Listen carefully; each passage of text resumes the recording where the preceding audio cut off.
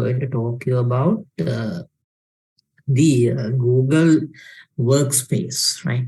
So we'll be looking at on how to work with some of these services in Google Workspace, right? So such as Google Docs, then Google Sheets, Google Forms, then Google Drive. Likewise, some of those services that are available on the Google Workspace, right? So can you all see my screen? Yes, sir. Right. Okay. Right. So first of all, before beginning this Google Workspace tools, in order to enable these tools, actually, you should have an Google account, right? Which is simply a Gmail account, right? So within the first few minutes, I'll just take you on to a Gmail account. I hope that everybody might be having Gmail accounts, but in order to be general, I'll show you on how to create a Gmail account, and then let's come back on how to use these workspace services, right? So if you want to create a Gmail account, what you have to do is you have to go to Google, right? And there you have to search for Gmail, right? So then you can go with the first link, right, which is accounts.google.com, right? It will straightly take you to this sign in form of the Google account, right? But in order to sign in, actually, we should have an account. So I'm supposing I don't have an account, so I will create an account. Right. So what you have to do is create an account at the first instance. So when you create an account, what they will ask is it for your personal use? Is it for your child? Or is it for your work or business? Right. So actually we are using for our personal use. So I'll use click personal use. Right. So when we click on personal use, this is the window that we get, right? So it will ask us on basic informations in order to create our account, right? So I'll just create a fake account, right, in order to show you these steps, right? So they'll ask our first name and our last name, right? So I'll just fill out a random name, right? Saman, and the last name would be Kumar, right? So after filling out that, you are having the opportunity to have your own username, right? So when you create a Gmail account, it's actually an email we are creating. So as you might know, in an email there are two parts, right? You have the username and the service provider. And here we can't customize the service provider. It is actually gmail.com because we are using their service. But we have the ability to customize our own username. Right? So we can give our username here, our preferred username here, and we can check whether it is available or not, right? Because now there are millions of Google accounts and it is very hard to create your own username, right? So first we have to try out our username and see whether it's available or not, right? For example, I'll just write samankumara@gmail.com. Right now you can see what has happened here, right?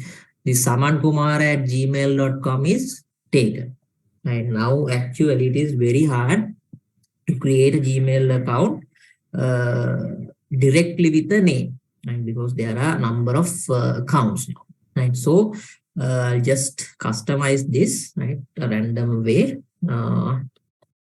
Kumara, someone.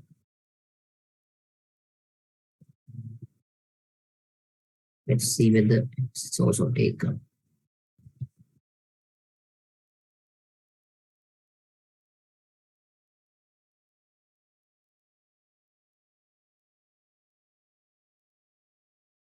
Everything is taken. We're having a hard time. No, they are giving me a suggestion like this. I can take SK 4177905, right? So it is very hard, as I told you, it is very hard to create a name, a Gmail account with a common name like this now, right? So for the instance, I'll just take this name because it's a fake account, right? But if you are creating an account, right, what you have to make sure is always try to embed your name in this username, because actually we are creating this email account not only to access the Google workspace, right? We are using this as our email account as well, right? So it's better if you can insert your name, a part of your name, or however your name into this username part, right? So make sure that you are getting it clear, right? So for this example, I'll just take this username, right? Uh, so then we have to have a password here, right? So when we are having a password also, we should have a strong password. So I'll just try out a password here.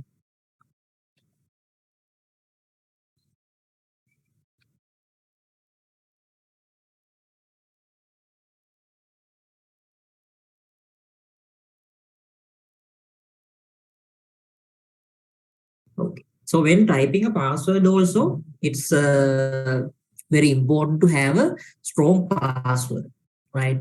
So because the reason that I say so is now actually everything is connected to your Google account, right? Now, for example, if you take your Google account, right? Your YouTube is linked to your Google account, right? Your Google Drive is linked to your Google account. And many of those services that we are using today, right? Even Android is owned by Google, right? So everything is connected to your Google account, and your Google account is secured by this password, right? So it's compulsory to have a very good, very strong password if you want to secure this information and data, right? So make sure to have a very good password, not passwords that are very common, right? So I have entered the password here, and then I'll click on next, right? So after clicking on next, they will ask us on some few information here, right? So they'll ask us a phone number, right? And you can see that is optional here, and you can give it or leave it alone, right? But my recommendation or my suggestion is that you should give your phone number here, right? Because connecting a phone number to this account is very important for the security purposes, right? For example, if you forgot your password or if you lost your account, you can recover back your account using this phone number, right? So you can have a two-factor verification and then get back your account if you have entered your phone number, right? And also make sure that the number you enter here is your primary number, right? Now, because people might have 2 3 numbers, right? Sometimes they might be having just a number to do something else, right? So sometimes they will put that number here, and after 1 or 2 years they will just break the SIM card and throw the number away, right? So later they will not be having access to their number. So if they face a account security issue, ultimately they will be not having their phone number with them to recover back their account, right? So make sure to give your primary account, right? Primary phone number to this, right? And also you can give a recovery email address of your friend or a family member if you want, right? And then you can have your date of birth here. I'll just enter here.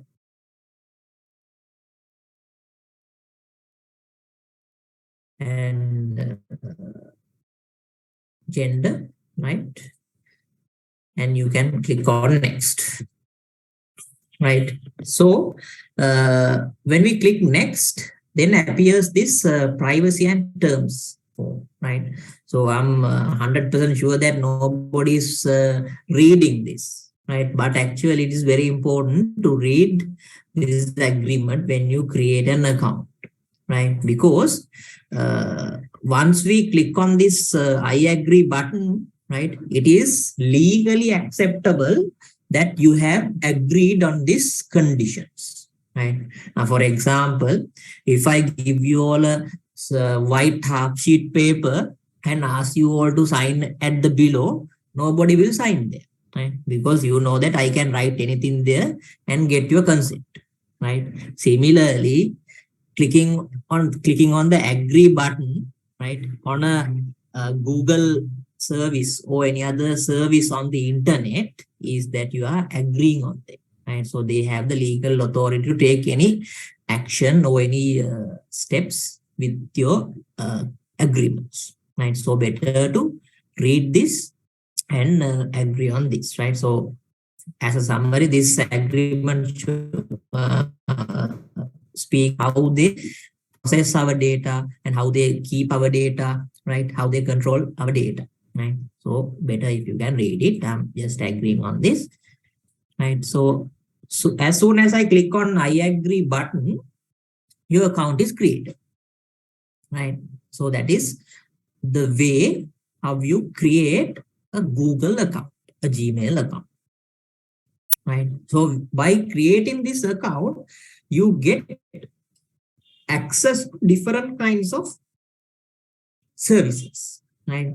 The main service that you can access with this Google account is Gmail, right? Or Google Mail, where you can send and receive emails, right? So when you click on this grid button, you can see all the apps that you can use with this Google account, right? So you have search, maps, YouTube, Play Store, news, right?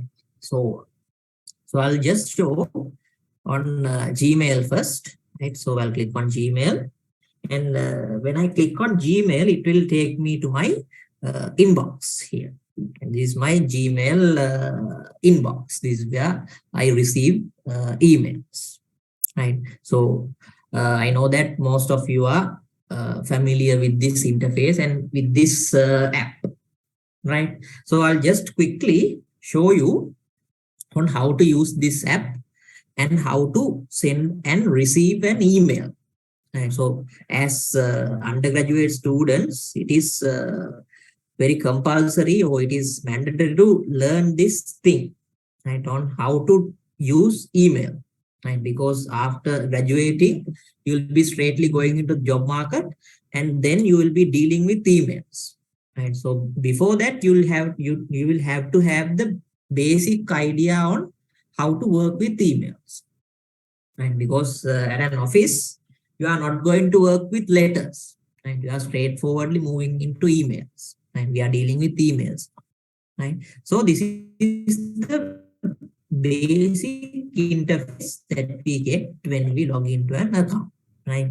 So now suppose I need to send an email, right? So when I need to send an email, what we say is you are composing an email, right? That is the term, right? You are creating an email. It is called as composing, right? So you have a button here to compose an email, right? So this is where you go when you need to send an email, right? So I'll just go here and quickly show you on how to send an email, right? So when I click on this compose button, you see the pop window appears, and there are some information that I need to fill in order to send an email, right? So when sending an email, the main thing you should have is the recipient's address, right? You should have it written or have it via some other means of communication. You should have it with your hand. Otherwise, you can't send an email, right? So just show you on how to the sender's email here, I have to type the email, my own email address, right? To send an email to myself, right?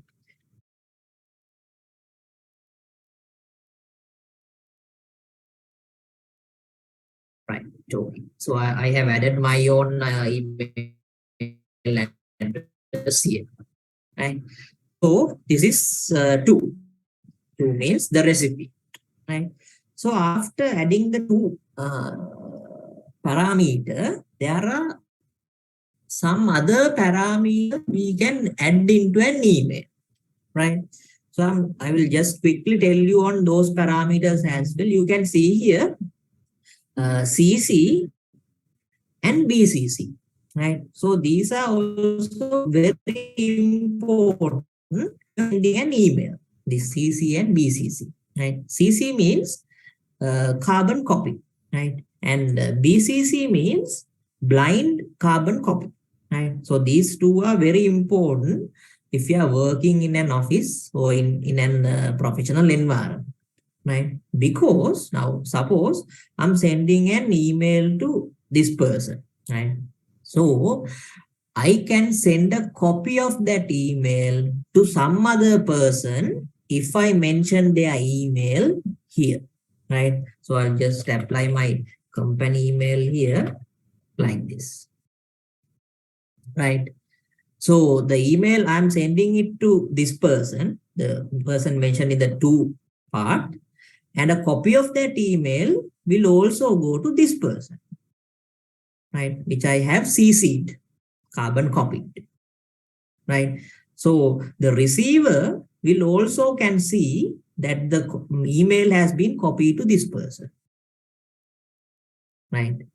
So this is actually we are using for evidence purposes, right? Now, just think, right, whether if I am not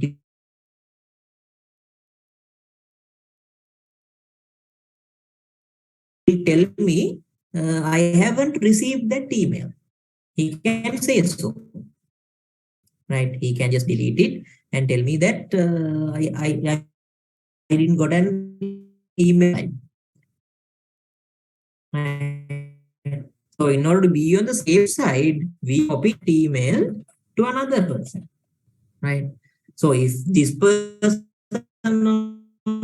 also receives that email, they have been received to this person also, right?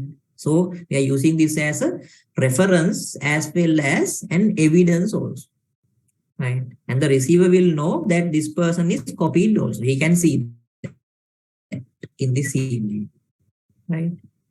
And the BCC part means it also acts like CC, right?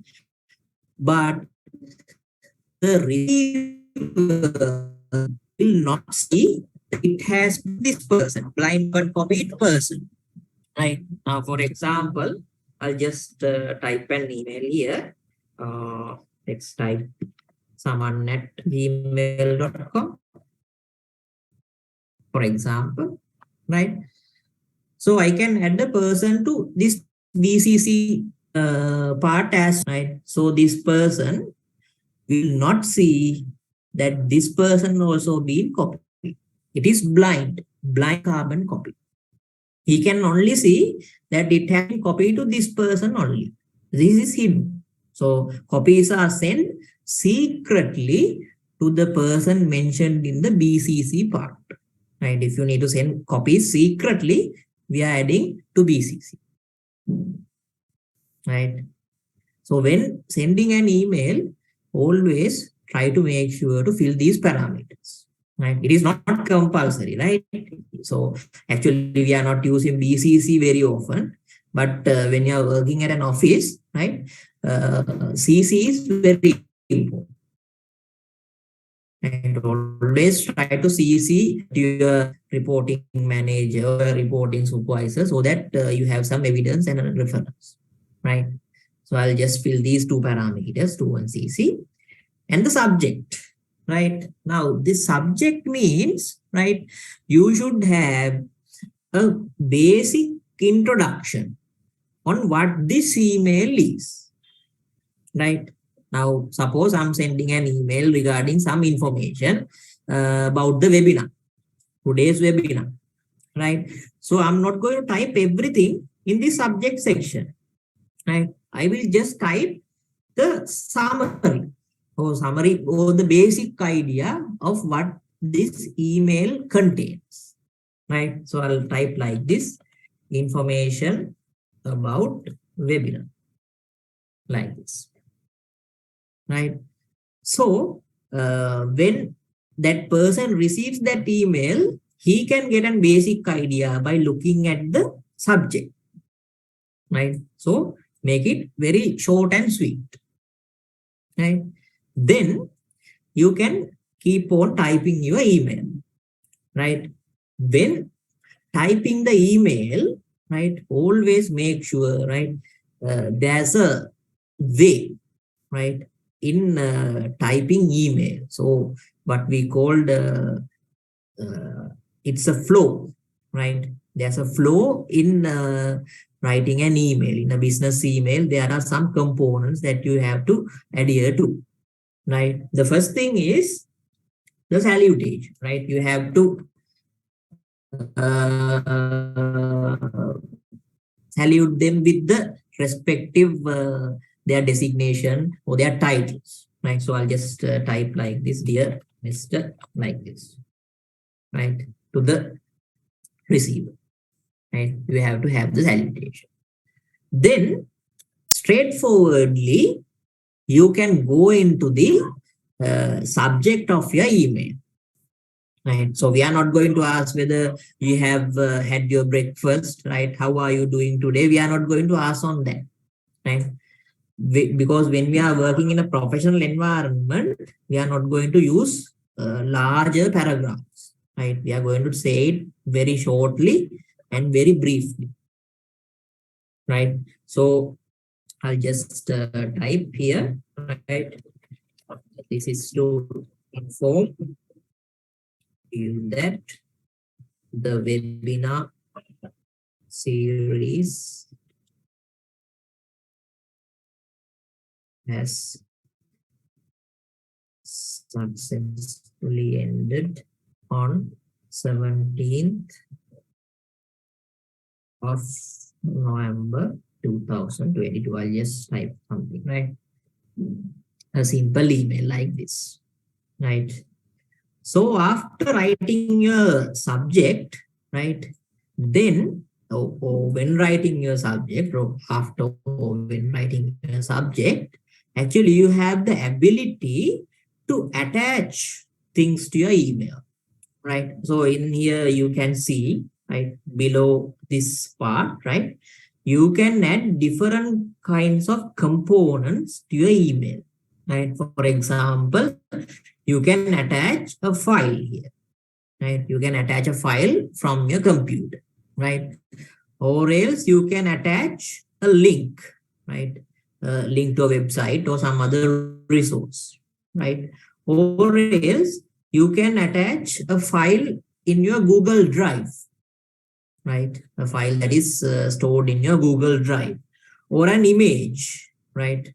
Image on your computer or in the internet, right? Likewise, you can add anything to a subject by this below section, right? So we are not using this every time we type an email. If we have a specific requirement, then we use those things from down here, right? So I'm not going to attach anything here, right? I'll just end this email like this. Thank you. And I'll have this here with regards. Right. So when typing an email, you should make sure to have always an email signature, right? It is a best practice that you have to use when typing an email, when sending an email, right? You can create your own email signature, right? So just don't send an email without an email signature, because it is very unprofessional there, right? Always have an email signature, Right? You might have seen email signature. Some people use their name, then their designation, right, or their qualifications, and so on, right? So you can fill out your email signature as of your own. And so for the moment, I'll just use with regards Saman Kumar, right? So this is my email, right? So after typing this email, I can straightforwardly send this email by clicking on the send button, right? Or else you can schedule this email also, right? You see an arrow button next to the send button, right? From this button, you can schedule the email to a specific time, right? So when you schedule the email, you are not going to send it now. You are going to give a customized time to send the email, right? You can send it tomorrow morning at 8 a.m. or else you can send it tomorrow afternoon or Monday morning, right? Or else you can select a specific date and a time to send this email. Right? Now, I normally use this option, right? Because sometimes actually I forget to send email. So sometimes I forget to reply there, right? So when I have time, what I do is I reply to these emails and schedule them to be sent on the specific time, right? So that I don't forget, right? I normally use this option, right? So you also can use this option for various purposes, right? So I'm not going to schedule now. I'm going to send it straightforward, right? So when I click on send, as soon as I click on send, the email is sent, right? So you can see the send email on the sent box or the out box we call, right? This is the inbox, which shows the incoming emails, and the outgoing emails are shown in the sent, right? So when you go to the sent, you can see that I have sent an email here. You can click that and see this is my subject, right? And you can see I have sent it to this person and copied it to this person, right? And this is my email and this is my signature, right? So I'll just go to my email, right, and see whether we have received it. Right. Now you can see I have received this email in my email box, right? So see, this is the subject, right? So directly I'm seeing the subject. So I know what this email is even before reading this information about webinar, right? So I'll click on this. And when click on this, you can see the email here, right? So if I want to reply to this email, what I can do is I can click on this reply button and I can reply back to him. Dear someone, noted with thanks. I'll just type it.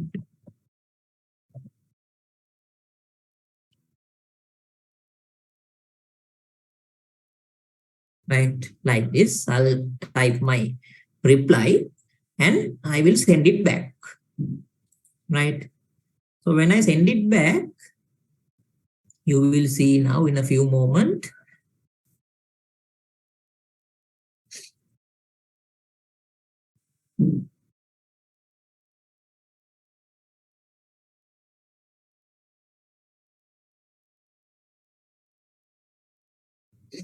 Yeah, send it.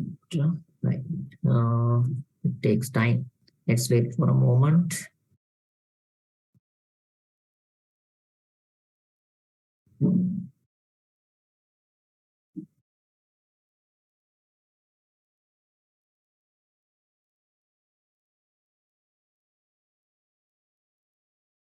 Right. So you can see an email app in my inbox. Right. So this is not a new email. This is a reply to a previous email. You can see that from this part, right? It is a reply email, right? So when I click on this, you can see the reply that I have sent him, right? So when you see this email, right? you can see the email that Saman Kumar sent, and below that you can see the reply that I have sent him, right? So this is what we call a email thread, right? So when you see this thread, you can have the idea, right? This person has sent this email, to that this person has received this email, right? Like a chat, right? This is the message, this is the reply. And if I reply him back, I'm going to reply from here. So it will go below this. So if there's a continuous communication, everything will be listed below respectively. So it is very clear when you come back, right? So when you are working with email, right, always make sure to reply to that specific email, right? So that reply will be connected to the same thread.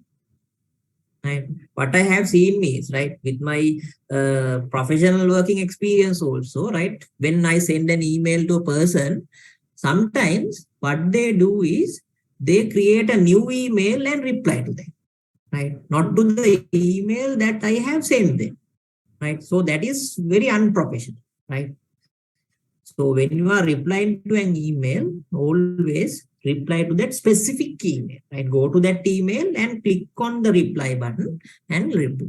Never compose a new email and reply to that person, right? So that is the best practice that you should do, right? So that is how you work with email, right? I hope you all know this earlier also, right? So I just showed you the basic thing on how to send and receive email, right? So the other things that are in the Google workspace are Google services, right? These things we can use in order to ease our work, right? So I'm not going to talk about everything here, right? So for the basic idea, I'm going to talk you on Google Docs, Google Sheets, Google Slides, and Google Forms, right? Which will be very helpful undergraduate. So I'll show you Google Docs, right? So I'll go to Google here, right? When I go to Google Docs, you can see this window here. Yes, the language, right?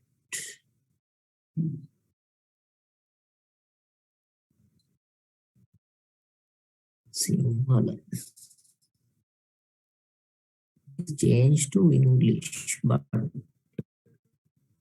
not working.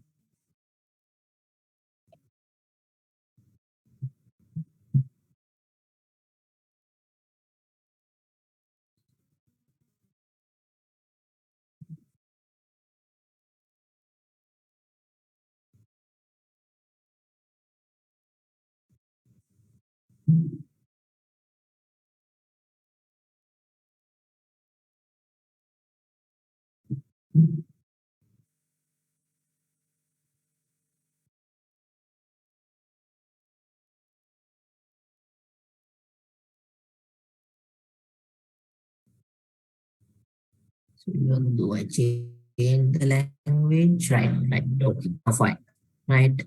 So I change the language to English, right. So this is the interface that you get when you click on Google Docs, right. Now Google Docs, right, Google Sheets and Google Slides means, right, those are the similar tools for Microsoft Office package Word, Excel, and PowerPoint, right? So Microsoft has a different kinds of a software series or a software package, right, named as Word, Excel, and PowerPoint. And the same product by Google is called as Google Docs, Google Sheets, and Google Slides, right? There are difference in these tools, right? The main difference is, right, when we work with MS Office, right? Just MS Office, not Office 365, right? It is actually based on your computer, right? It is not a web-based one. And you work on your computer and you can't share your document. Just you can work on a standalone document. But when you work on Google Docs or the online version of Office, which is Office 365, you can work online, right? Or you can work on shared documents, on web-based documents in order to make your work easy, right? So that is the difference between just the standalone Word software and this Google Docs, right? Now, for example, let's say you are doing an assignment, right? A group assignment, right? So everybody must submit the same document at the end of the day, right? So we can't work on a same document if we are using Word or the standalone version of Word. Office 365, right? We have the capability to work on the same document, right? If there are 5 people in the group, the 5 people in the group can share the same document and work on the same document here. That is the difference. Other options are way similar in the both versions, right? No difference, right? This is actually Word, nothing else, right? So when we come to the interface here, you see, right? You can create a blank document or else you can use a template, right? Similar to Word. See, Word also we had these same options. There are templates here or else we can choose our blank document.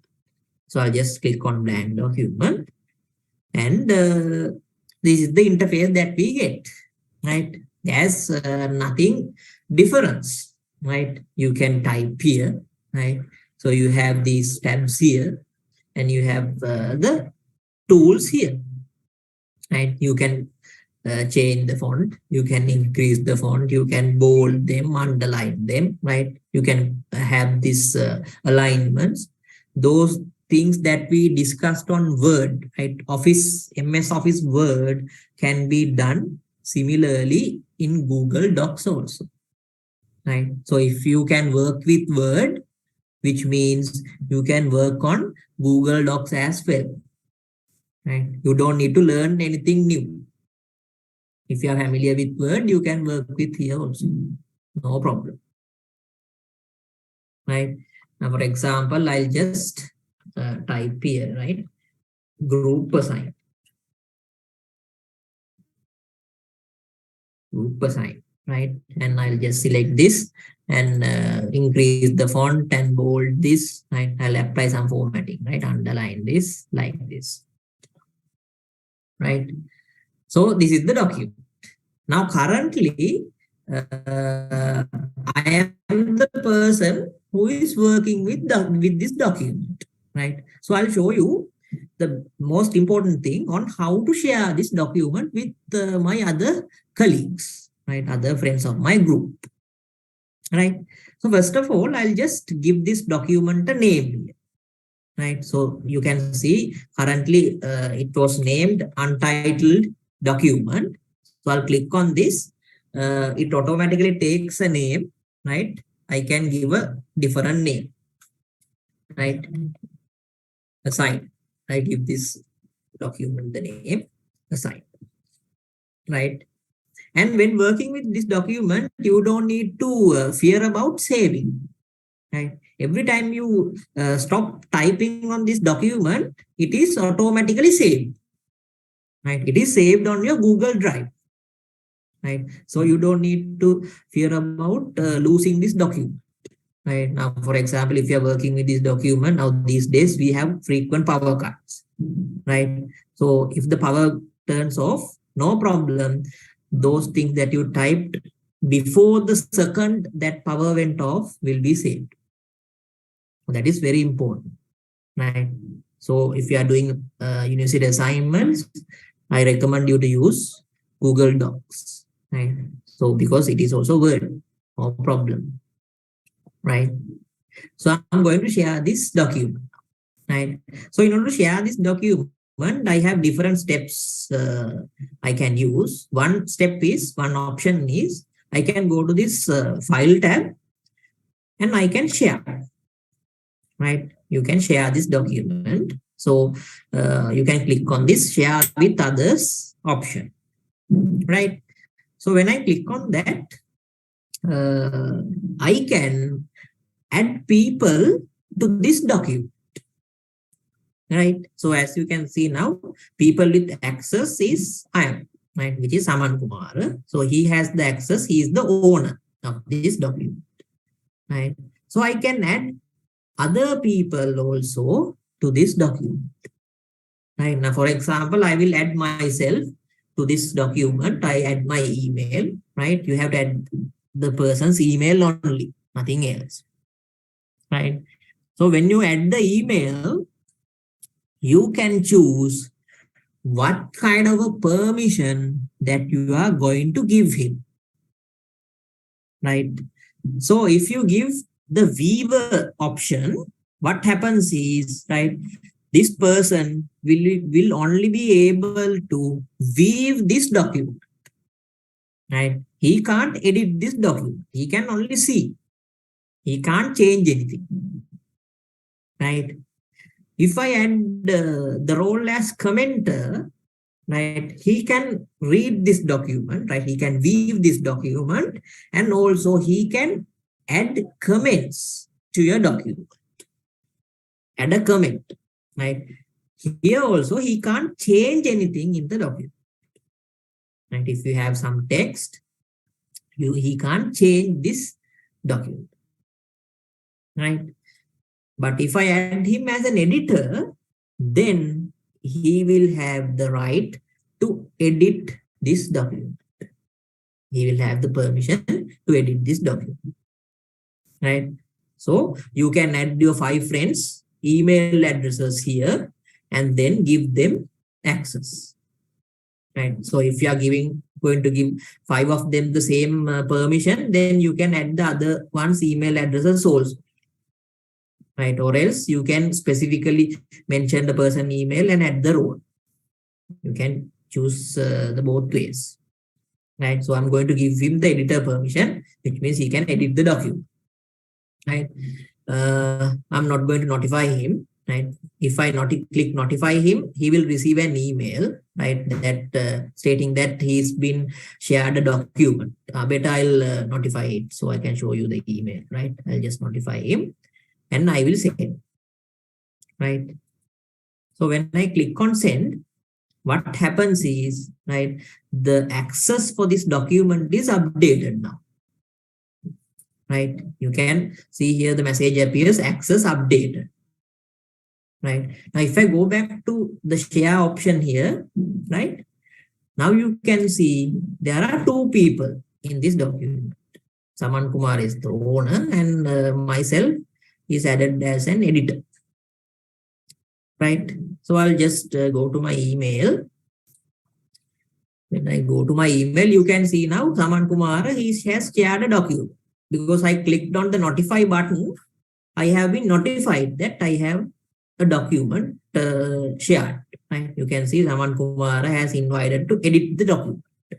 Because I have been added as an editor, I am notifying as to edit this document. So I'll click on this, right, to open. So now I am logging into this account by my Gmail account, right? Now you can see, right, above here, right, in this section, right hand side, you can see the number of people that are currently in this document. You can see Saman Kumar is here, right?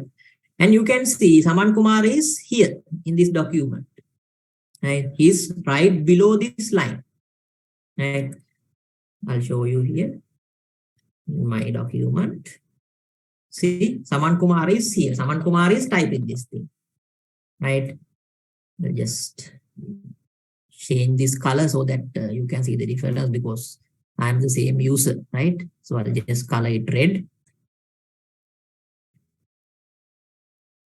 like this. So Saman Kumar typed this, right? I'll go back to this account. Now you can see, right? Saman Kumar is here. He's typing this thing, right? And Saman Kumar can see that I am here. I am on the above line. And he can see that I am also currently in this document, right? So this is how you share a document, right? So you can add the email of your friends and then give them access to work with the document.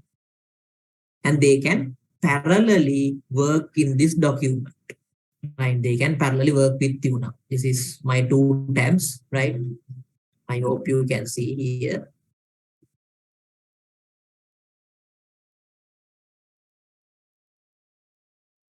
And these are the 2 tabs, which one is Saman Kumar and one is my one, right? When I type on this side, now see what happens, right? When I'm typing, in the other part, you can see that Oshad is typing, right? And when Saman Kumar is typing, in the other document, you can see Saman Kumar is typing there, right? So in this way, you can share a document with your friends and ask them to collaborate with your work. You can collaboratively do some work, right? No problem, right? And when sharing, you have another option. And now when sharing, I'll go back to sharing. Okay, sorry, not here. Saman Kumar's, yeah, here. Saman Kumar's one. Right. When you are sharing, right, you can add people from here, like I showed you, or else you can have a general access here. Right. Now here currently you can see the general access is restricted, right?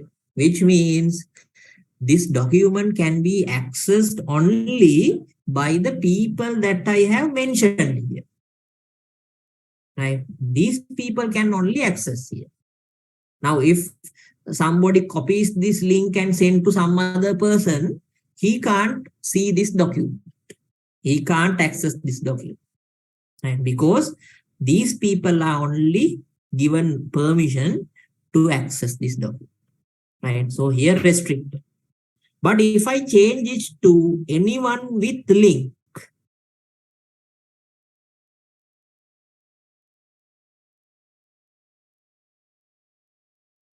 uh, outside this group, right, who are people that I have not mentioned here, will can also access this document, right? So I can give them the role as well. I can assign them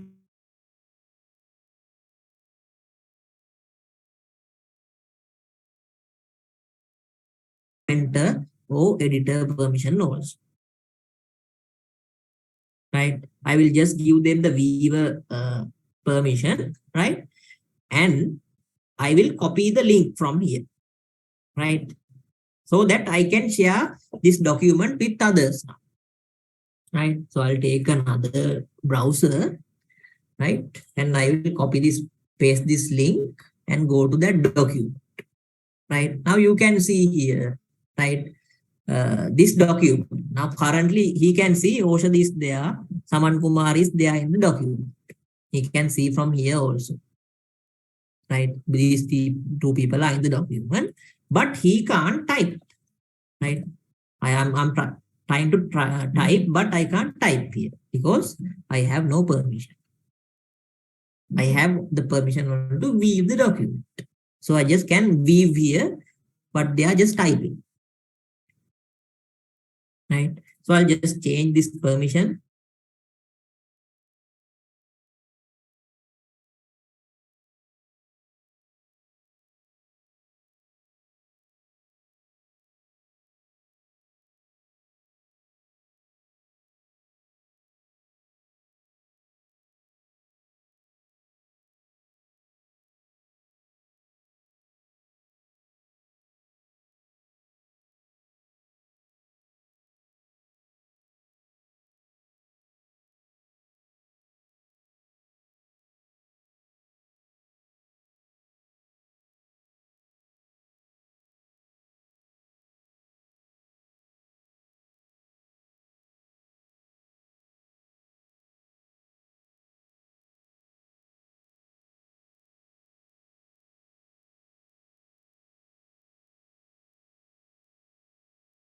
So you can share and work, right? Another thing, now if you are working with Google Docs, right, you can download this document as well, right? After typing this document, right, you can go to File tab and you have the option to download, right? Then you can download this as a Microsoft Word file, right? Because when we download this document to our computer, we can't open this using our browser. Now currently we are working on our web browser, right? Because it is a web application, we are working with our browser, right? But when we download this, we need Microsoft Word, right? So we can download Microsoft Word, this file as a Microsoft Word file, right? Or else we can download this as a PDF, right? Or any other file format, right? So download and we can use it, right? So that is how we work with Google Docs. Very easy, right? So I'll move on to other one, which is Google Sheets, right? So before that, I'll go back to Google Docs Home, right? You can go to Docs Home from here by clicking on this blue color icon, right? Now, when you go to Docs Home, you can see your document here.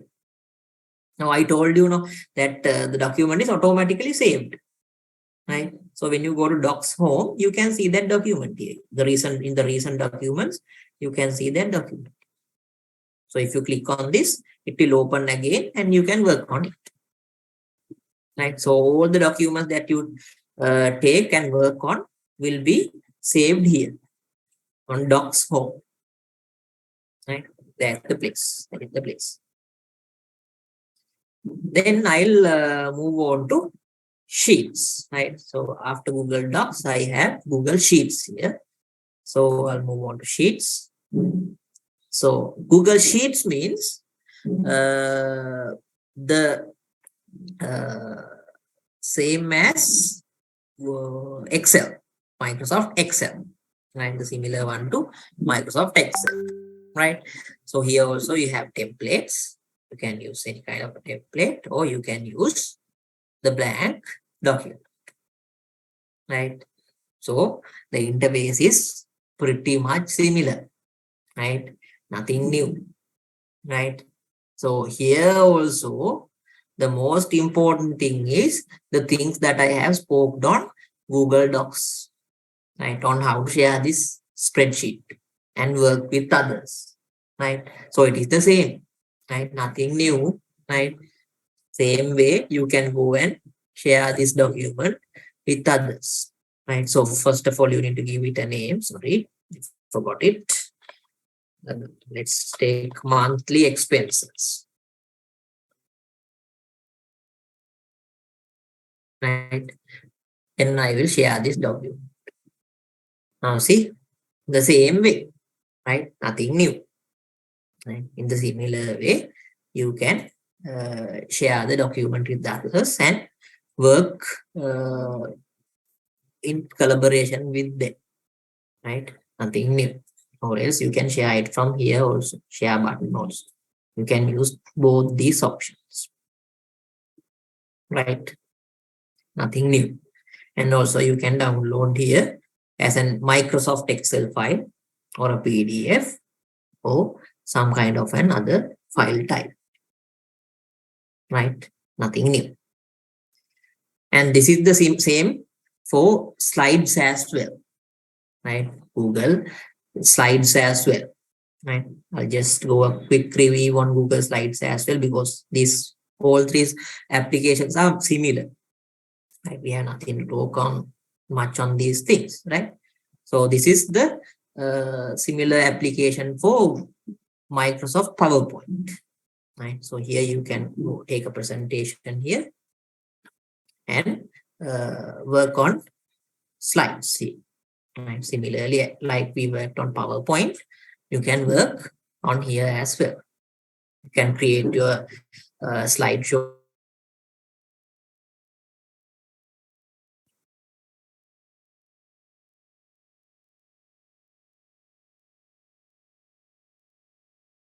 So hope Google Docs on these three applications, because I just went fast with this sheets and slides because everything is similar, right?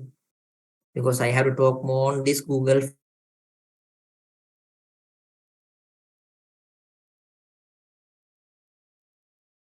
Forms, right? So these three are very similar. Any questions on these docs, sheets, and slides? It's very easy, right? Nothing much.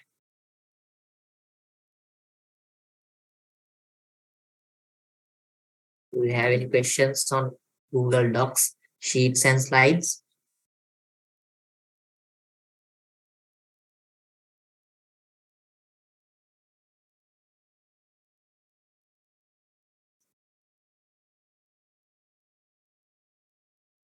Right. Then let's move on to the important part, right? Which is forms, right?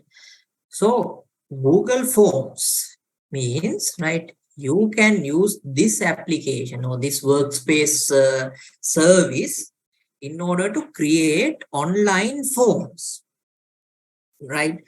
Now, for example, let's take now you are in the university and you are doing your final research project, right? So you need to take some, or you need to do a survey, right? Or you need to spread some, share some questionnaire among your audience, and you need to get some response from them in order to complete your research project, right? So what we can do is we can use this application, right, Google Forms, and create a form here, and we can share it with others to get that response, to our research project, right? Or else, for example, let's take I'm organizing an event, right? I'm organizing some event in the university. So I need to get the details of the people who are participating here, right? I need a registration form, right? So I can create a form from here and get the details or the registration details of the participants. Very easy. So I don't need to go with pen and paper. I don't need to do it manually, right? So for those kind of scenarios, you can use Google Forms, right?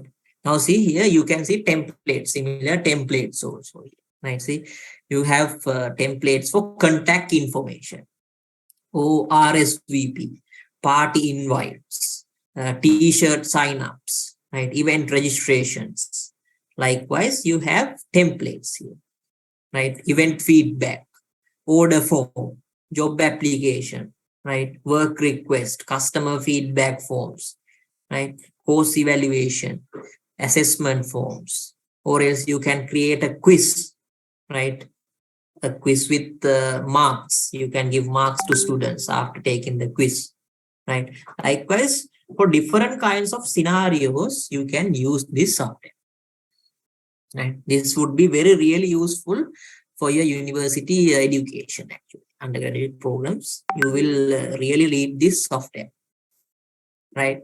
So I will show you on how to create a form, right? And I'll just spread it across you and let's see how we can see the response also, right? So I will create a blank form. I'll do it from the scratch, right? So I'll create a blank form. So when I click on that, this is the interface that I get, right? So this interface is very simple, nothing to think or nothing hard to think about, right?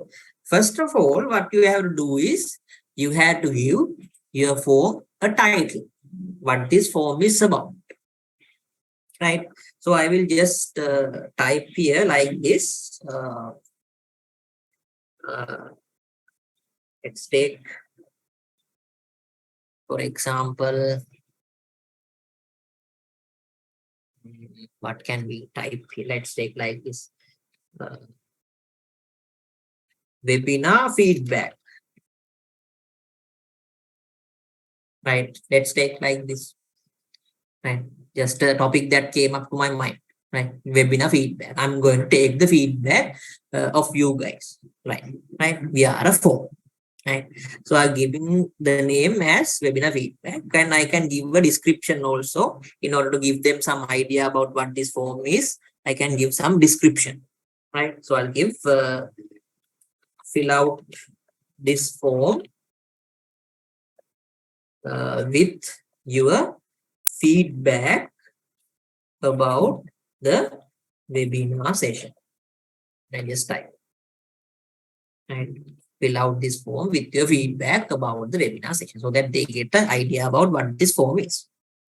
Right. Then after filling that, you can add different kinds of components to your form. Right. So the components that you can add to your form are listed here. You can select from here, right? This drop down menu, you can see the components that you can add to your form, right? You can add short answer questions, right? Questions that have a short answer. For example, you can get their name, right, by a short answer question. Or you can use paragraph questions or MCQ questions, multiple choice questions, or check boxes, right? Drop downs. Likewise, there are different components we can add. So I'll just add 2-3 components and show you how we can create this form, right? So first type of component I will add is short answer, right? When I click on short answer, now you see this is the format of this component. So you can add your question here, right? So I will type my question here, enter your name like this, right? And I will bold this text, enter your name, right? Only that. So short answer text means we can add the supportive text for this, or this we can keep it alone, right? So I'll just keep it alone like this, and we can mark this component as a required part or a just normal part, right? What happens is, if I put this button, if I mark this as a required point, right, what happens is the person who fills this form must compulsorily fill this portion. He can't skip this, right? He have to, however, type something to this, or else he can't go to the next part of this form, next portion of this form, right? So if we really need this information, then we can mark it as required so that he can't skip this, right? So I need the name, I will mark it as required, right? So one component is okay. Then I will add another question, right? From here, you can add another question. I will add another question. Let's take a drop down, right? Let's take a drop down one. Drop down means it's a list, right? So everything will be listed here, right? So I will list here like this. Select your age, right? Just a simple example, right? No need to type the age here, but in order to show you, I'll just type the age here, right? Select your age. So select your age, then I can add options to my list. Now this is a drop down list, right? So I can add options here, right? I will add options 20, option 2 would be 21, 22, 23, 24, right? I hope everybody is in this stage, and I'm not going to type everything. So this is my answers. So they can select an answer from this list, right? So that they can select 20 or 21 or something, right? So that is how a drop down works. In a short answer, what happens is they can type something. They can type on their own. But in a drop down, what they can do is they can't type. They can select something from the list that I have given them. These are the options. So that they can select. So I will just mark it as required. So they have to fill the age also. They can't skip this, right? Then I will add another question. Let's add another one. What will we add?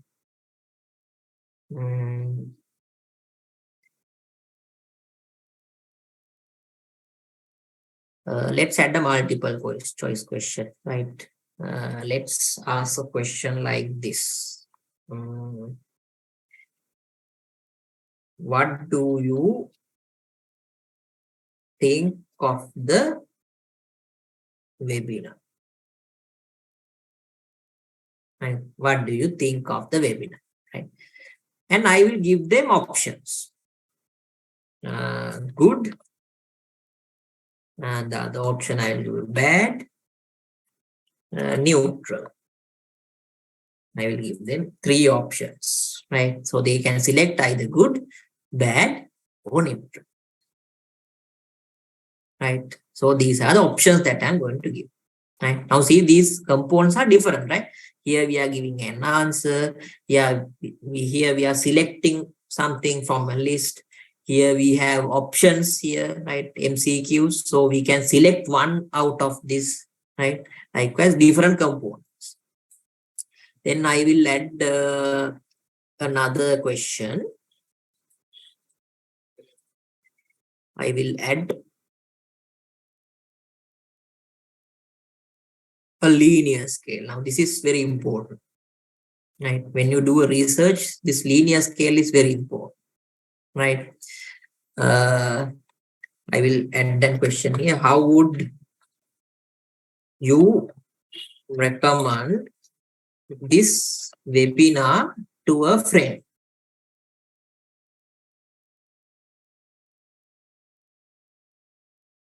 Right. Now, this is the question I'm going to give. So, linear scale means some I think you might have heard about this, right? Likert scale, right? We can give a rating from 1 to 5, right? So 1 is bad and 5 is very good, likewise, right? We can give a scale. That is what we call the linear scale. Now, when you do a research, actually, you are using this Likert scale or the linear scale to get feedback from an audience, right? So this is very important. So you can give here, right? Starting from 1 to what number, right? So I'll give 1 to 5. And then you can give a label for this numbers, right? So 1, I will give unlikely. For 5, I will give very likely, right? So if we give 1, it means he will not recommend it for a friend. And if we give 5, it is very likely. And he have options from 1 to 5, right? The 1, 2, 3, 4, 5, right? So 5 means the highest mark he's going to give, very likely. Then 4 means it might be likely, a rating below very likely, right? He's satisfied, but he's not going to give it 100%, likewise, right? So you can have a range here and give a label for this, right? So I'll give this as a required one also. So everything is required here, right? Now you can see this scale here, right? How you do recommend this webinar to a friend? This side is unlikely, this side is very likely. So he can choose 1 to 5, right? So these are the questions here, right? Some sample questions, right? So these are the questions. So suppose we are done with our form. Now this is the form that I'm going to send the audience, right? So now we can adjust some settings in this form, and then we can send this to our audience. Right, now let's see how we can share this with our audience. Right, so first of all, I'll give it a name, right? Webinar feedback. And in this settings tab, right, you can manage the settings of this form. Right, so you can manage some settings. Right, you can make this as a quiz, right, which means you can make this a test, right, and give points for the answers. Right, so I'm not going to make this a quiz. I have offed it. And here responses means you can see how the responses are edited, how they are collected, not edited, collected. Right, so if you need to collect the email address also of the audience, you can put this button. Right, then what happens is they have to fill the form by logging into their Google account. Then only they can fill the form. Right, if you don't put this tick, then they can randomly fill the form. Right, so you don't need to put this actually. Right, so I'm suggesting you all to not to enable this button. Right, but if you actually require the specific user or the correct user to fill this, then you can collect their email address also. Right, and this option means allow response editing. Right, which means once the user submits the form, right, if we have enabled this button, then he have the ability to edit his response. Right, so we are not giving this permission also. Once submitted, it is submitted. It can't be changed. Right, so we have off this option to allow the response editing. And if we want to limit the response, right, limit the response to one person, then we can put this button. Then what happens is they have login with their Gmail account, then only they can fill the form. Once they fill the form, they can't again fill the form with that Gmail account. Only one response is given. Right, so this is actually a thing people use in order to have some restrictions for the form, so that they can get the correct feedback and omit all the fake responses. Right, so genuine people will fill this form.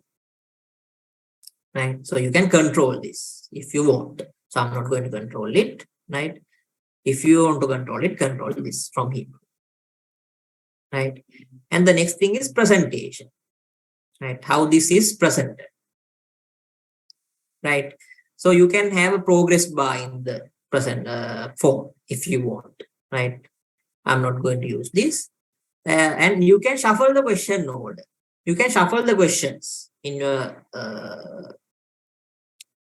form. Right, so this is not suitable for a form actually, but if you are going for a quiz, then you can shuffle the question order.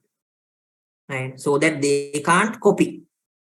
Right, so one person will get the different kinds of question order, and the other person will get a different kind of a question order when we shuffle it. Right, for normal forms, but don't use this. Right, now for our scenario, we can't use this shuffle question order, because when the question shuffle, it is in the wrong order. Right, so I'm not going to turn on it.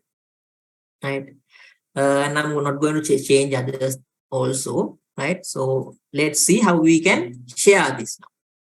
Right, so after creating this, you can make some changes to your settings. Right, if you are not changing the settings, just leave it alone.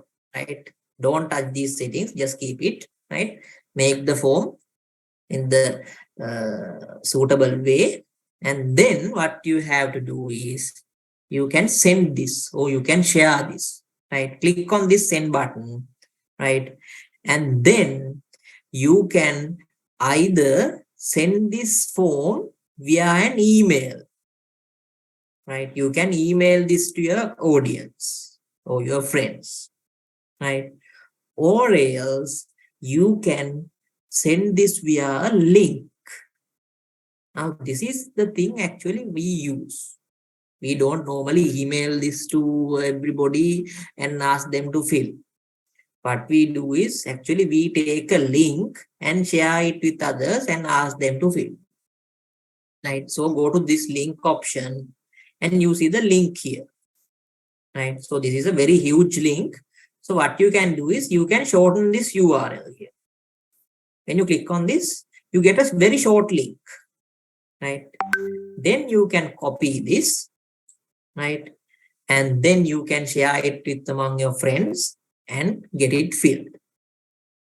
Right. So what I'm going to do is now I'll turn on my other browser and I will open it in the different tab. Right. Now see what happens. I will just paste this link. Now see, you can see the form that I have created. See, I can type my name here.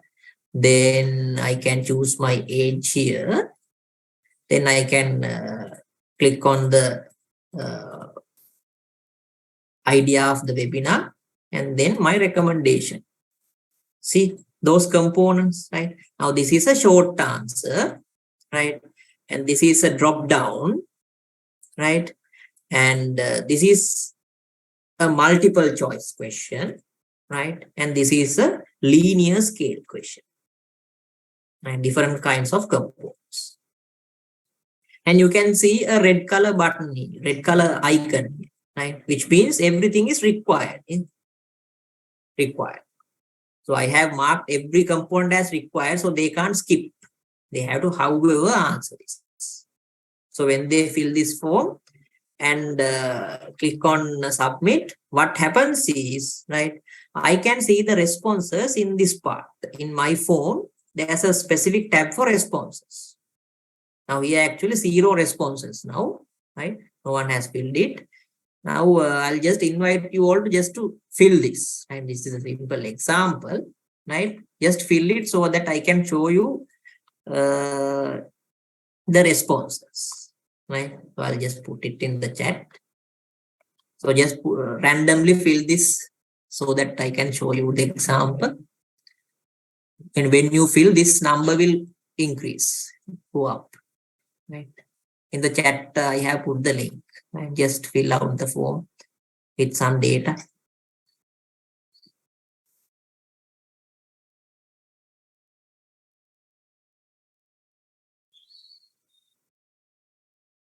Right, now one person filled. Right, you see, I have one response here. Now 3 responses, right? This is lively updated, right? I can see how the responses are coming lively.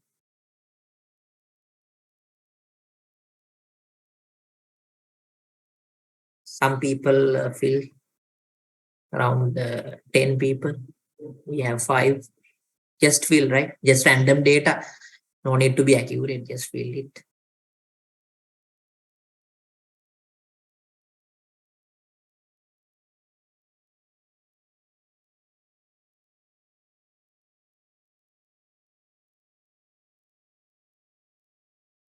Right, now you can see when people are filling this form, I can see how many responses that I'm getting. Right. So now suppose I have to stop this responses. Now I'm getting responses, right? I'm getting flooded by responses now, right? So I need to stop getting responses. So I have the option to stop this getting responses, right? You can see in the responses section, I have accepting responses. It is enabled. Right. So what I can do is if I off this button, what happens is, right, I will no longer get responses from that form. Right. Even though they fill the form, I will not get responses to here. Right. So I can stop here from here. Right. Because I have seen many students face this problem. Right. Once they share this form, what happens is responses keep coming even after they downloaded the information. Right. So what you can do is, if you have enough responses, then off the accepting responses button. Right? So I will off here, right? So even people are filling, but I'll off here, right? So what happens is no longer accepting responses, right? So the people will get this message. This form is no longer accepting responses. When they try to fill and submit, they will get this message, right? So after getting these responses, I can see the data, right? The people who have filled the name, right? And I can see all the data as a graph here, right? Now see, I can see a graph now. 50% of the people who have filled are in the age of 23, right? And 22% are on the age 22, right? And 18% is on age 24. See, I can get a visualization of my data, right? And what they think. 100% has still the webinar is good, right? And here, how they recommend it to a friend. 68% have said that they will recommend very likely. And 18% have tell that they are partially, right? So none of them has said that they will not respond. However, they have spread it across the scale. See, right? So when people fill this data, right, we can visually see how the data is being spread, or how the data is received. We can get a clear idea, right? So you don't need to draw charts again, right? You can clearly copy this chart and add to your document, right? Now, if you are working on a document, right, let's go to Google Docs, right? Now, for example,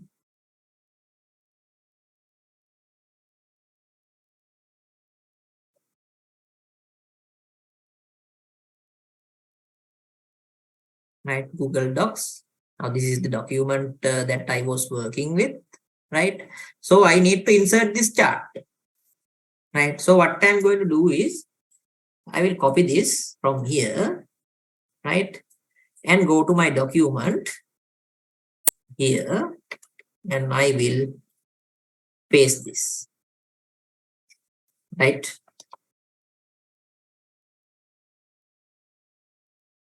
Right. Now you can see here that chart is directly inserted from my phone, right? And this is linked to my responses, right? So because I'm not accepting responses, this chart won't change, right? But if I'm accepting responses, this chart will change, right? So when this changes, the chart in the document will also change. That is what you call linked. I can unlink it so that it won't change. Right. So for the moment, I have stopped accepting responses, so it won't change. So I can directly copy it from here. Right. So you don't need to create charts again, right? When you are using Google Docs, what happens is you can directly insert this chart. Right. So very easy, right? So what you can do is make a form and give to others. Right. And apart from that, you have the option to open, or you have the option to link this to a spreadsheet as well, right? So here you have the option to create a spreadsheet, right? Here you have the option, right? So when I click on create spreadsheet, I can create a spreadsheet with the name feedback responses, right? And I will create the sheet here. Now what happens is a document will open, right, on Google Sheets, right? And I will see all your data in a Excel sheet, right? Or a Google Sheet, right? Now I can see the timestamp or the time the response has been filled and the data, right? This is the data that was collected using that form, right? So that you can see the data in from here also, right? In graphically also, or else you can click on here and export that data to an spreadsheet as well, right? And then you can download this also. We will download this. As I mentioned you earlier, you can download this as an Excel file and use for your other purposes, right? So that is how you work with Google Forms. And this is really important for you, right? Okay. There's a question, right? Can we limit the response like one response for one email? Yes, that is what I told now. We can limit the response from here in the settings tab, right? Where we create the form, right? There is the option to manage the responses here, right? In there we have limit to one response, right? So if we put this enable this button, what happens is they will have to log in with their Google account, Gmail account, and then only they can fill the form. So one response can be filled from one Gmail account, right? He can't fill 2-3 responses. But if we have 2-3 Gmail account, he can fill, right? But from one Gmail account, one response can be limited. That is this option, right? And how to remove the required mark. Required mark can be removed from here. Now, when we create the form, right, for each component, there is a mark called required. If we remove this button, what happens is, then this question, the answer for this question is not required, not compulsory. He can skip, he can omit this answer. Right now, see, I have edited now. Let's go to our form. I'll refresh now. Sorry, I have closed the form now. I will accept responses again. Right now, see, name option is not required, not compulsory. See, age is compulsory here, but for the name, it is not required because I disable this option here. But if I put it back and refresh the page, now see, it is required. Right. Similarly, you can enable and disable required and non-required. Right. So that is how you create a form and share with others. Right. So any questions? Any other questions?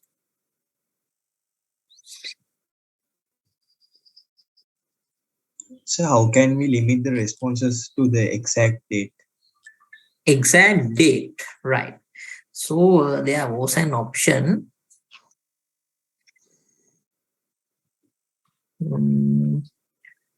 I can't remember whether it was on Microsoft Forms.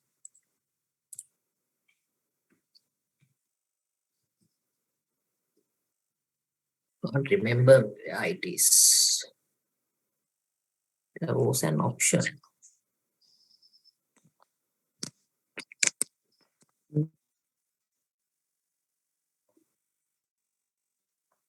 I really can't remember it on Google because I am normally using Microsoft Forms. There we have the option. Let's see. Wait.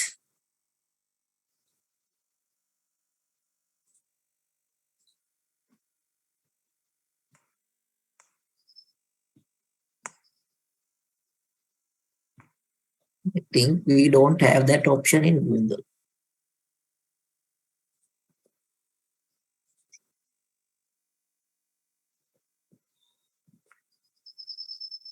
Yes, I think we don't have it.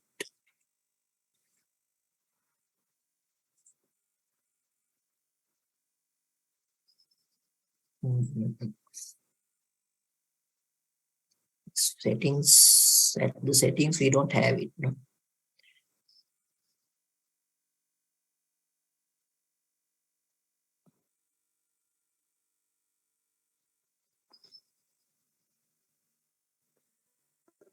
Yes, unfortunately, we don't have it on Google. But on Microsoft Forms, we have. Right. I normally use in Microsoft Forms. Let me show you.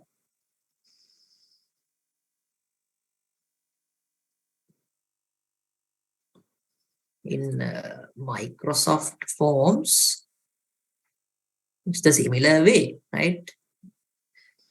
Here we have the option to limit the responses, right? We have the option to set the time duration here, right?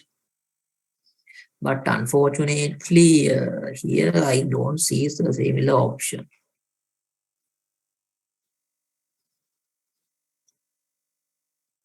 Yes, I think we don't have it. If you're having it, you should have it here. There are no other options for to manage the form, right? What you can do here is, right, if you don't have that option, what you can do here is you can stop taking responses after a specific date. That is what we can do if you are using Google Forms. Microsoft, we can stop. Here we can't.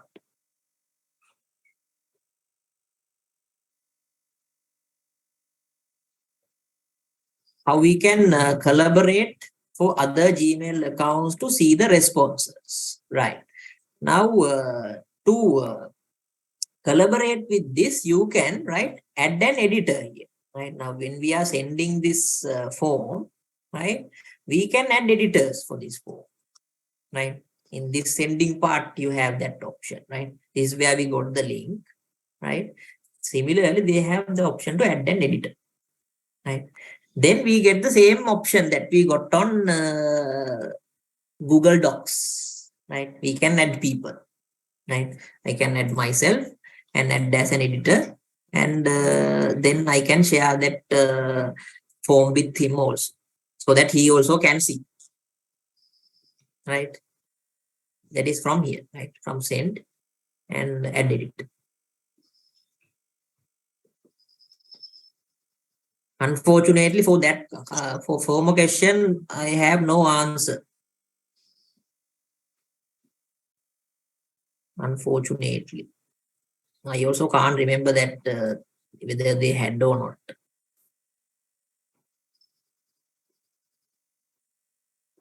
Your requirement is to turn off the link, no, after a specific time, no. Yes, sir. Yes, we can't have that. I think we don't have that option.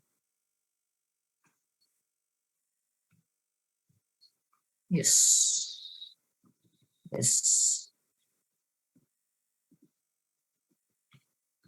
As per my knowledge, I think we don't have that here.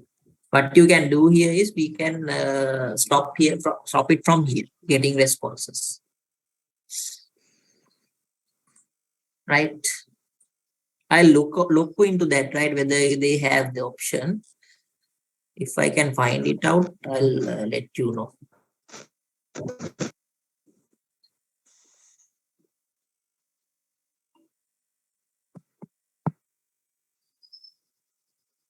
Any other questions?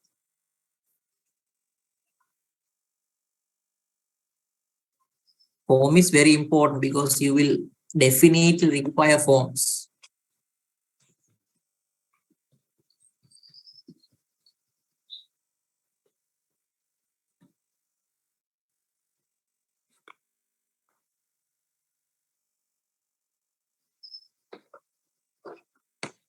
Okay, I think those are the questions.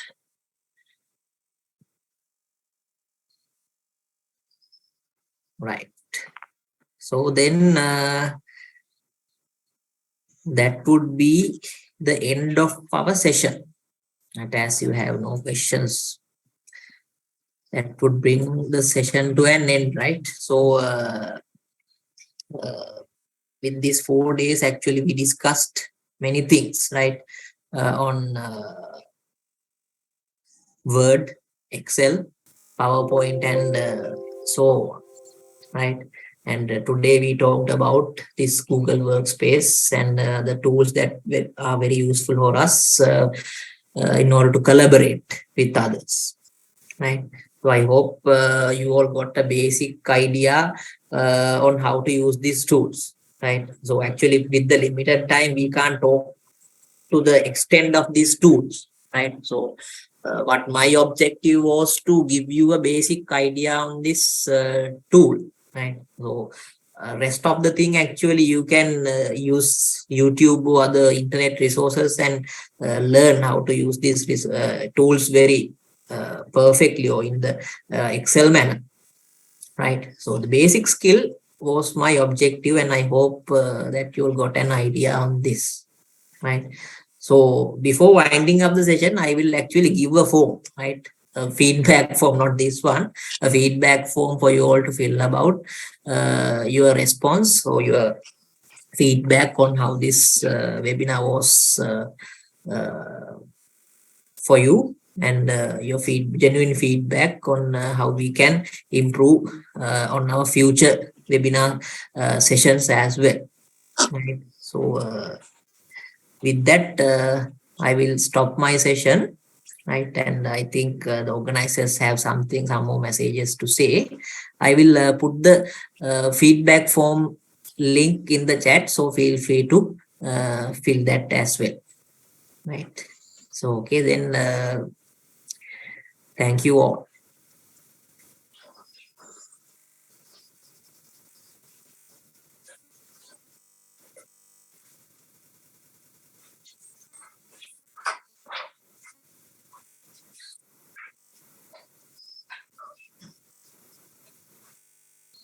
Thank you very much, sir.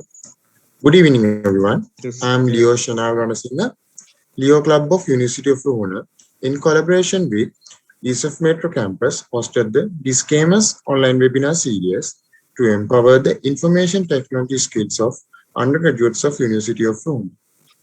We have talked about the fundamental concepts of the Microsoft Office package in previous sessions, and today we talked about Google Workspace. Before winding up this session, I would like to invite our president, Mr. Viraj, our president of Leo Club of University of Ruhuna, Leo Viraj Nishank, to address the gathering.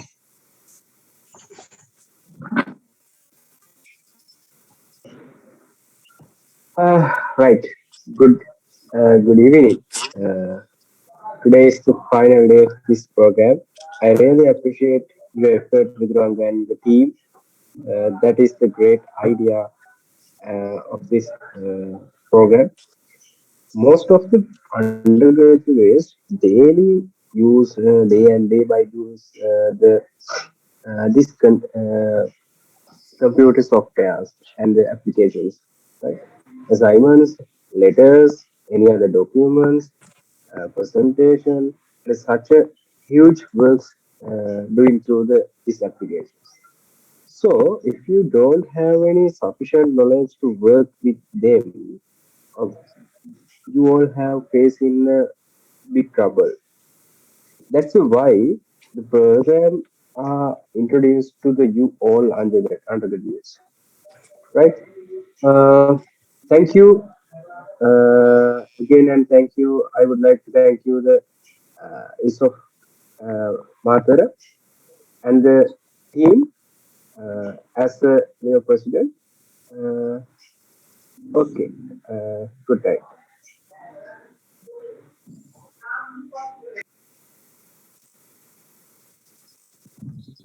Thank you very much. Now, we like to give our attendees the opportunity to share their thoughts on this webinar series.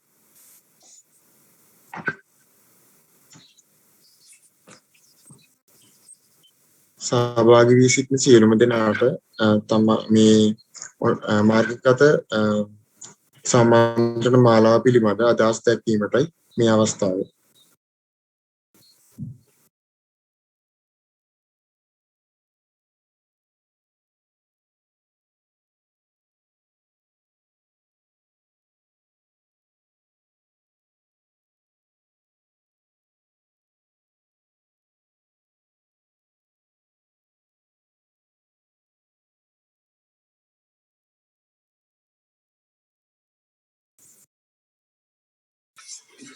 Sir, I am from Fisheries and Marine Science and Technology faculty.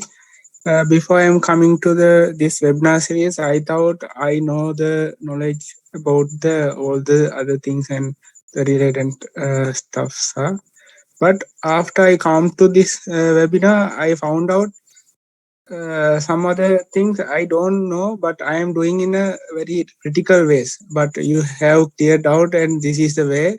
So thank you for that. After I came here because of the Google Sheet, because I don't know how to manage them and how to operate them. Thank you for that. Thank you for Liakab and Imsabab for organizing this opportunity. Thank you.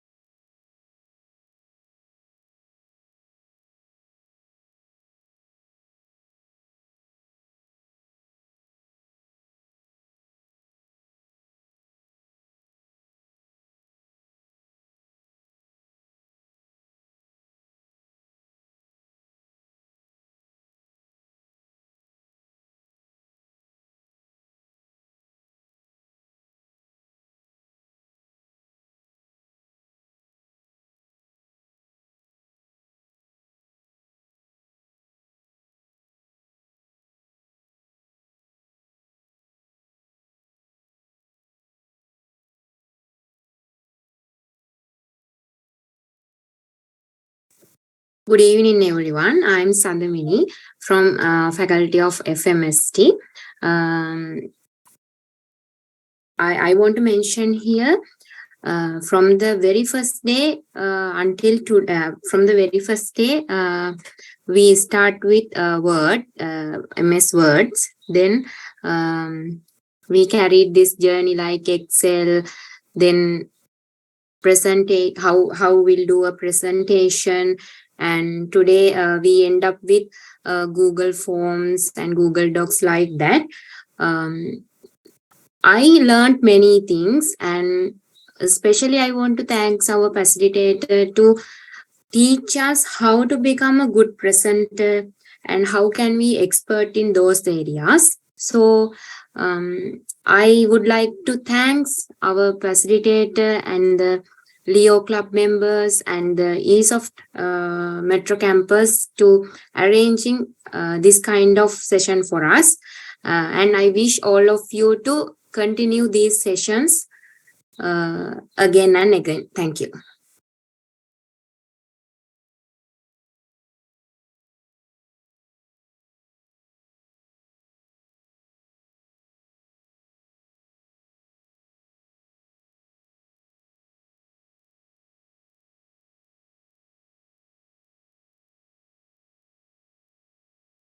So I thought of giving my comment as well as the facilitator actually, right? It was happy to share my knowledge and experience actually with you all guys, right? So as undergraduates, and I have been working with students for a past 7-8 years, and this was actually a really great experience for me as well to work with a huge audience and people from different areas, right? But normally what I do is I work with the IT people, but here I also got the chance to work with students of different areas, right? So really grateful and really happy about that as well. So I wish you all the success with your studies and your future endeavors as well.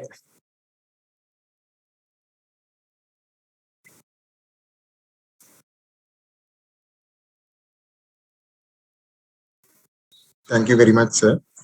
කාලේ සීමා සහිත බැවින් තව අදහස් ප්‍රකාශ කිරීමට කවුරුන් හෝ කැමැත්තෙන් සිටිනම් අවස්ථාව තිබෙනවා.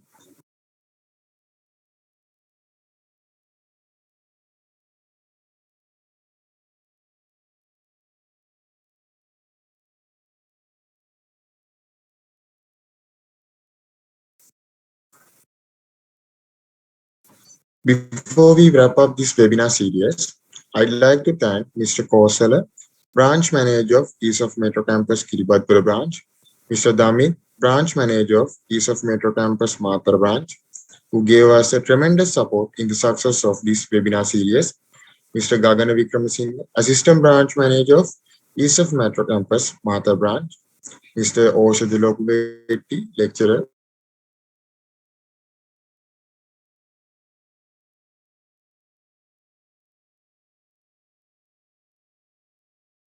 East of Metro Campus, Mathura Branch, the resource person, MS Office Package, and Google Workspace, who has been assisting us in making this webinar series a success. Diogene De Silva, Secretary of Leo Club of University of Brunei, Leo Sasiru Senadira, Assistant Treasurer of Leo Club of University of Brunei, Leo Udanta Ratnayaka, Director, Public Relations of Leo Club of University of Brunei, who was providing direction and advice to make this webinar series more successful. Leo ADA Amarasinghe, Membership Development Director, Leo Club of University of Brunei, Leo Ishan Lakmal, Leo Amaya Disanayaka, Leo Hirosh Disanayaka, Leo Udara Mutuana, Leo Chatulya Jami, Leo Tilina Hapuarachi, Leo Sandamini Ranasinghe, Leo Subodha Chatumini, Leo Akila Varuni, Leo Dinushika Sandamali, Leo Metmal Vikramasinghe, and last but not least, we would like to give our special thanks to Tiran Fonseca. Before wind up this session, we would like to ask you to switch on your videos for a group photograph. Thank you and good night.